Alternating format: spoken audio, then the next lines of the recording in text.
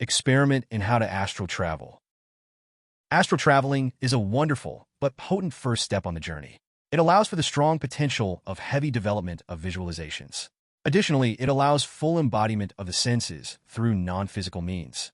Finally, allowing one to recognize a deeper level of self that might be perceived as a soul with memory or astral body. All of these skills and perceptions will become vital pillars for experiencing even deeper levels of self and knowledge further on the journey. Astral travel, which usually lasts around 30 minutes, or however long the drummer lasts, can be accomplished while laying flat on the back with the bare minimum of 3 different steps. These steps include a combination of shamanic drumming, being classified as a rhythmic drumming that follows 180 to 250 BPM. Holotropic breathing technique as timed inhales and exhales, coming in through the nose and out through the mouth with every breath. Finally, and most importantly, the will or the intention of experiencing this state of being.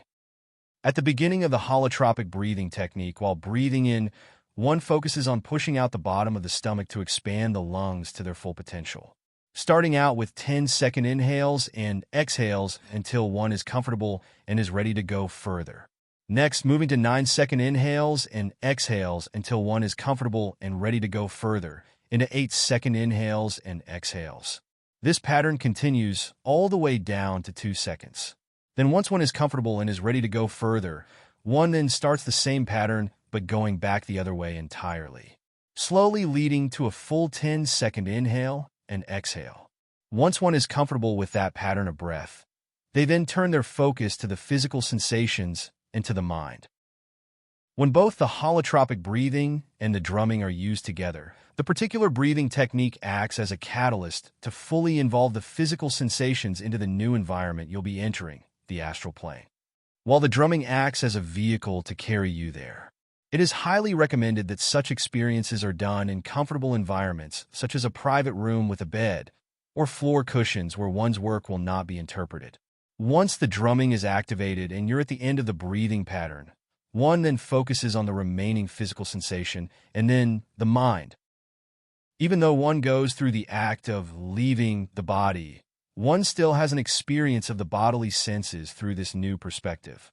However, while in this new state of being, the sensation of leaving is not a physical action. It is referred to as a sensation of astral body sense.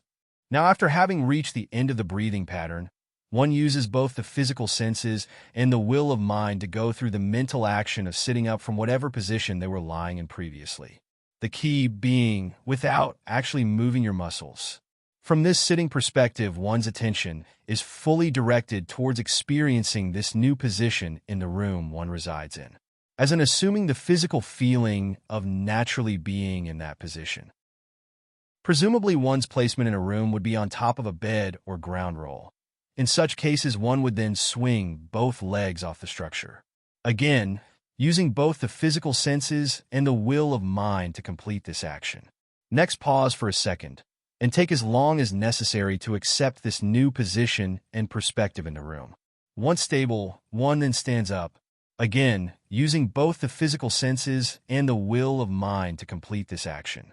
It can help to go through each action meticulously for steady embodiment of the senses.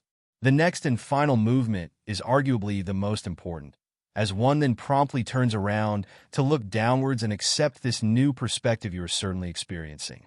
That this view is real, and the body you are looking at, on that familiar bed, was moments ago all you knew, as it suddenly becomes yours and no longer you. Rough visualizations such as simple outlines, corners, edges of furniture of the room, one is attempting the practice and may make the transforming state of mind and personal perspective easier.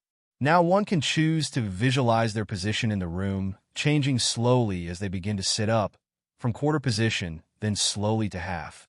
However, once one is fully seated in the up position, there is no longer a need for conscious focus of visualization. The change of perspective and the environment become natural and very fluid as one adjusts to a different state of being. Congratulations! You're there! Once in such a space, something you will notice among many peculiar things is that the connection is not lost to the body, but instead stands permanently glued to the astral form. This connection can manifest in many different ways for different people. In general, the connection is usually in the form of a string or rope leaving from the astral form's navel connecting to the physical body.